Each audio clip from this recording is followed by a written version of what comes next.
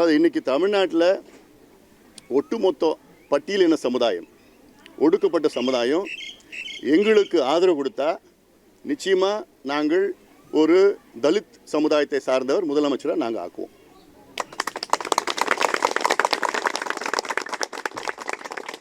இது வெறும் பேச்சு கிடையாது. எங்களுக்கு முதல் மத்திய அமைச்சர் பதவி கிடைத்தவுடன் நாங்கள் கொடுத்தது ஒரு பட்டியலின சமுதாயத்தை சார்ந்த தலித் எழில்மலைக்கு தான் நாங்கள் மத்திய அமைச்சர் பதவியை நாங்கள் கொடுத்தோம். அது எங்களுக்கு கிடைச்ச முதல் அமைச்சர் பதவி. அது நாங்கள் வெறும் பேச்சு மட்டும் இல்லை, நாங்கள் செய்வோம். அதாவது திமுக முதல் ஒரு பட்டியலினத்தை சார்ந்தவர், ஒரு தலித் சமுதாயத்தை சார்ந்த மத்திய அமைச்சர் ஆக்கியது 1999 ராசா.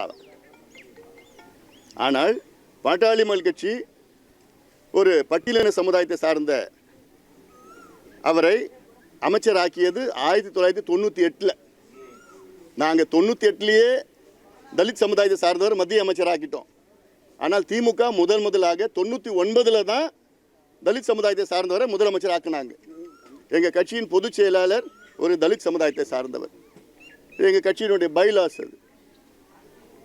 இன்னைக்கு பட்டியலின சமுதாயத்திற்கு அதிகமாக செய்தது எங்களுடைய மருத்துவர் ஐயாவும் பாட்டாளி மக்கள் கட்சி தான். வேற யாருமே கிட்ட கூட வர முடியாது அதில்.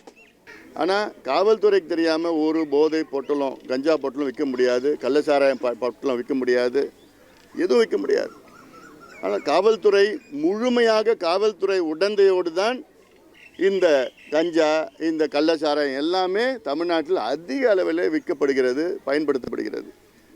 மீண்டும் சொல்கின்றேன் முதலமைச்சரிடம், தயவு செய்து இந்த தலைமுறைகளை காப்பாற்றுங்கள். எல்லாம் காலங்காலமாக உங்கள் பேர் கருப்பில் எழுதப்படும்.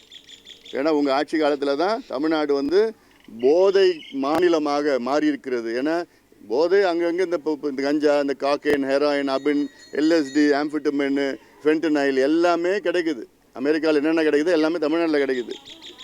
ஆனால் நடவடிக்கை சாதாரணமாக எடுத்துகிட்டு போகலாம். எந்தெந்த பகுதியில் இருக்குதோ அந்த டிஎஸ்பி 2 டிஎஸ்பி சஸ்பெண்ட் பண்ணுங்கள்.